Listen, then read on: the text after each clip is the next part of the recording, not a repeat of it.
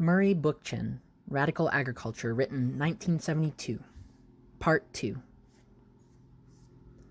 Radical agriculture seeks to restore humanity's sense of community. First, by giving full recognition to the soil as an ecosystem, a biotic community, and second, by viewing agriculture as the activity of a natural human community, a rural society and culture.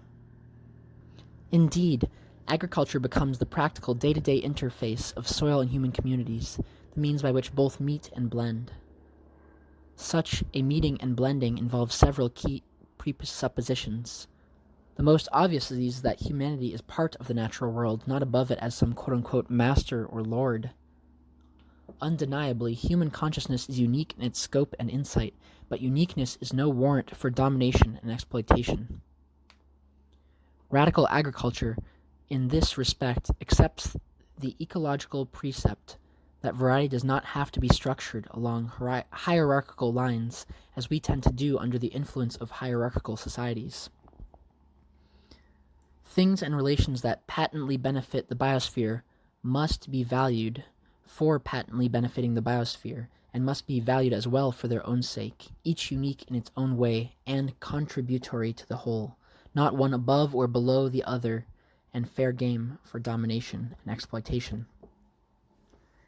Variety, in both society and agriculture, far from being constrained, must be promoted as a positive value. We are now only too familiar with the fact that the more simplified an ecosystem, and in agriculture the more limited the variety of domesticated stocks involved, the more likely is the ecosystem to break down. The more complex the food webs, the more stable the biotic structure. This insight, which we have gained at so costly an expense to the biosphere and to ourselves, merely reflects the age-old thrust of evolution. The advance of the biotic world consists primarily of the differentiation, colonization, and growing web of interdependence of life forms on an inorganic planet, a long process that has remade the atmosphere and landscape along lines that are hospitable for complex and increasingly intelligent organisms. The most disastrous aspect of prevailing agricultural methodologies, with their emphasis on monoculture, crop hybrids, and chemicals, has been the simplification they have introduced into food cultivation, a simplification that occurs on such a global scale that it may well throw back the planet to an evolutionary stage where it could support only simpler forms of life. Radical agriculture's respect for variety implies a respect for the complexity of a balanced agricultural situation, the innumerable factors that influence plant nutrition and well-being, the diversified soil relations that exist from area to area, the complex interplay between climatic, geological, and biotic factors that make for the differences between one tract of land and another, and the variety of ways in which human cultures react to these differences. Accordingly, the radical agriculturist sees agriculture not only as science but also as art.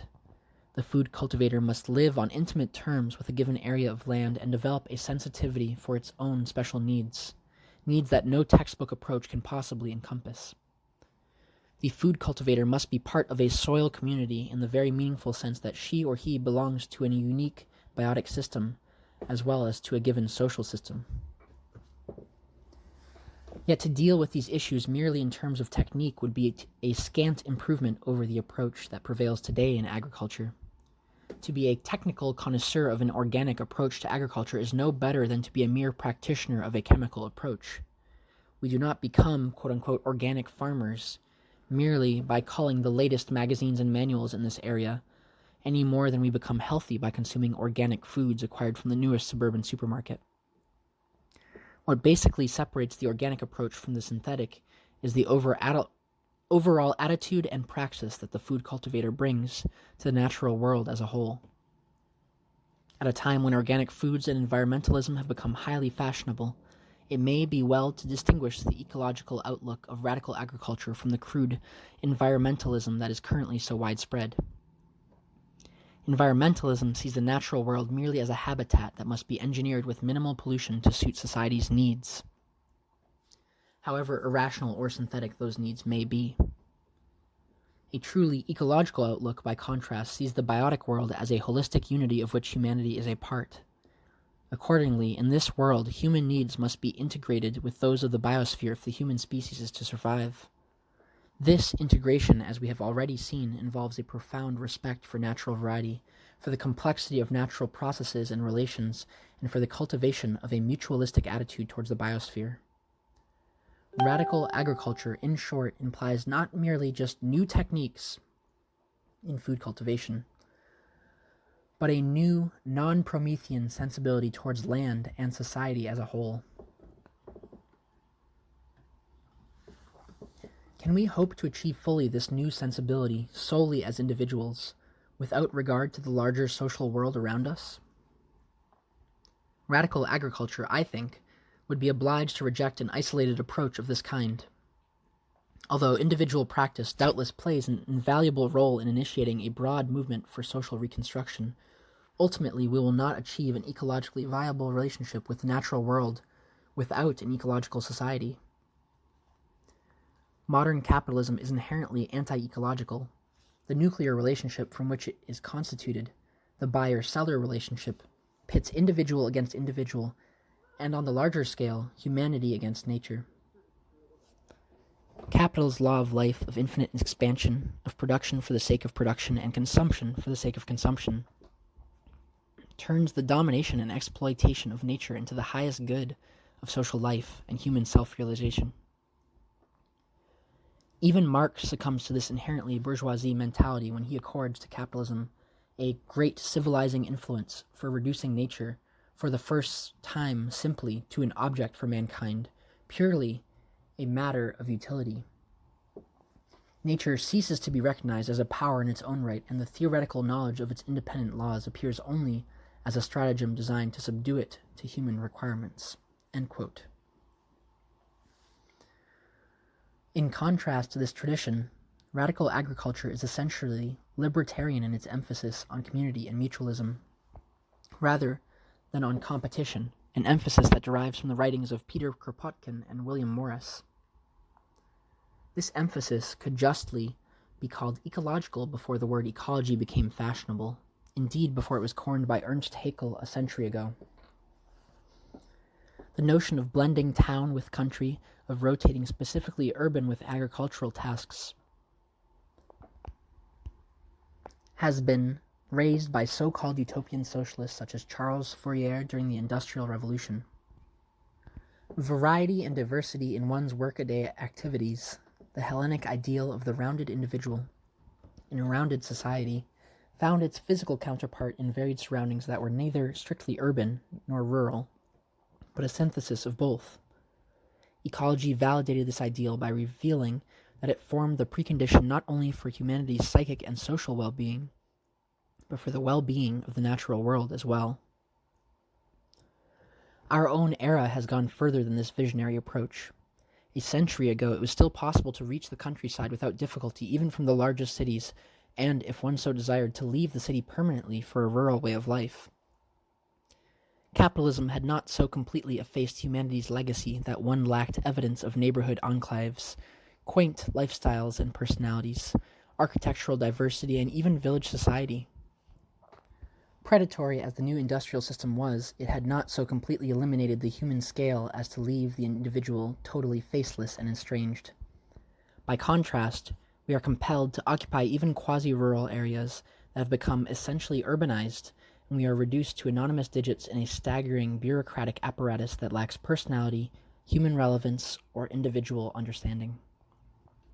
In population, if not in physical size, our cities compare to the nation-states of the last century. The human scale has been replaced by the inhuman scale. We can hardly comprehend our own lives, much less manage society or our immediate environment. Our very self-integrity today is implicated ill-achieving the vision that utopians and radical libertarians held forth a century ago. In this manner, we are struggling not only for a better way of life, but for our very survival. Radical agriculture offers a meaningful response to this desperate situation in terms not of a fanciful fight to a remote agrarian refuge, but of a systematic recolonization of the land along ecological lines. Cities are to be decentralized, and this is no longer a utopistic fantasy, but a visible necessity, which even conventional city planning is beginning to recognize. and new eco-communities are to be established, tailored artistically to the ecosystems in which they are located. These eco-communities are to be scaled to human dimensions, both to afford the greatest degree of self-management possible, as well as personal comprehension of social situation. No bureaucratic, manipulative, centralized administration here, but a voluntaristic system in which the economy, society, and ecology of an area are administered by the community as a whole, and the distribution of the means of life is determined by need, rather than by labor, profit, or accumulation. But radical agriculture carries this tradition further into technology itself.